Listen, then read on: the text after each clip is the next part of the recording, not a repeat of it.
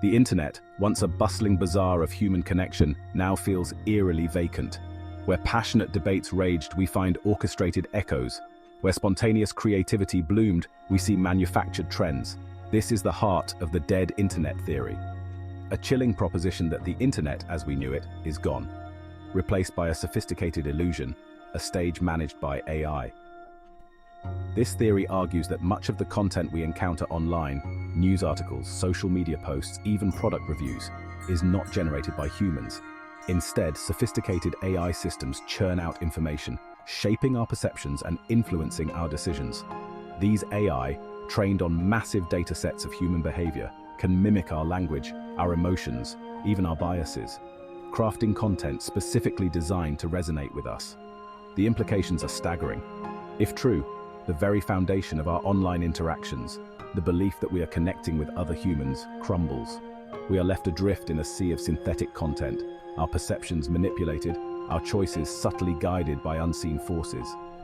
The internet, once a tool for democratizing information and connecting individuals, becomes a tool for control and manipulation. This is not mere science fiction.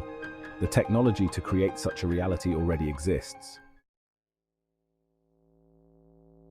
Proponents of the dead internet theory point to several unsettling trends. One is the rise of bot accounts on social media platforms.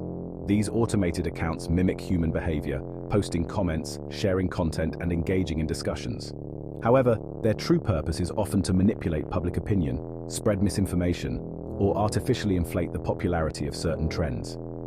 Another alarming trend is the increasing homogeneity of online content. As AI-generated content proliferates, we see the same ideas, the same narratives, repeated ad nauseum. This creates an echo chamber effect, reinforcing existing beliefs and stifling dissenting voices. The internet, once a vibrant marketplace of diverse perspectives, becomes a monotonous chorus of manufactured consensus. This homogenization extends beyond content to the very structure of the internet. Algorithms, designed to maximize engagement and profit, curate our online experiences, feeding us content they predict we will find appealing. This creates a feedback loop, where we are increasingly exposed to information that confirms our existing biases, further narrowing our worldview. The result is a digital landscape that feels eerily familiar, yet strangely empty. We encounter the same faces, the same voices, the same ideas, repackaged and presented as new. The internet, once a frontier of exploration and discovery, becomes a predictable and controlled environment. The potential for AI manipulation extends far beyond social media and online content.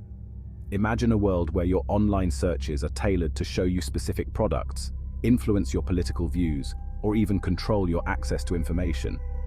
This is the insidious power of AI-driven personalization, where the internet becomes a mirror reflecting back our own biases and desires. Consider the implications for democracy. If AI can manipulate our perceptions of political candidates, sway our voting decisions, and even silence dissenting voices, the very foundations of a free and fair society are threatened. The internet, once hailed as a tool for empowering citizens, becomes a weapon for controlling them. The psychological impact of a dead internet is equally troubling. If we can no longer trust the authenticity of online interactions, our sense of community and connection is eroded. We become isolated, distrustful, and increasingly detached from the real world. The internet, once a source of connection and belonging, becomes a breeding ground for paranoia and alienation. This is not a future we must passively accept. By understanding the potential for AI manipulation, we can begin to develop strategies for resistance. We must demand transparency from technology companies, hold them accountable for the ethical implications of their creations, and fight for regulations that protect our digital rights. Who benefits from a dead internet? The answer is complex and multifaceted. Technology companies, driven by profit and market dominance, have a vested interest in controlling our online experiences. By manipulating our perceptions and steering our choices, they can maximize engagement, increase revenue, and solidify their market power. Governments also see the potential of AI for control and surveillance.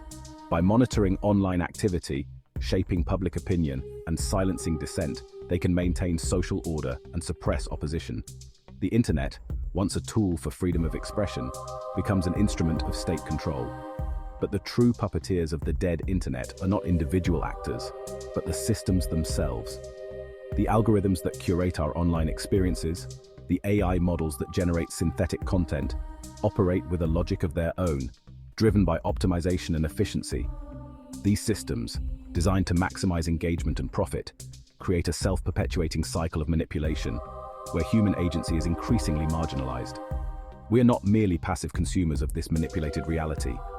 Our own desires, biases, and anxieties feed the algorithms, shaping the content we are shown and reinforcing the patterns of manipulation. We become complicit in our own deception, willingly surrendering our autonomy for the comfort of a curated online experience. The dead internet is not a sudden event, but a gradual process of erosion. We are slowly acclimating to a world where authenticity is elusive, where human connection is mediated by algorithms, and where our perceptions are subtly manipulated.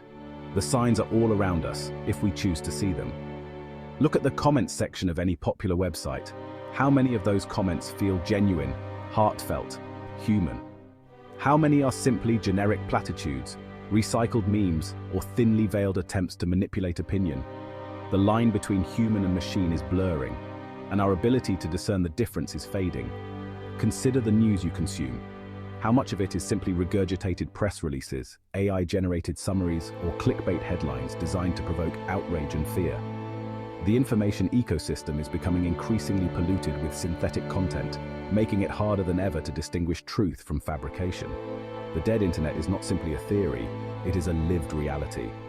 We are already enmeshed in its web, our perceptions shaped, our choices guided, our autonomy eroded.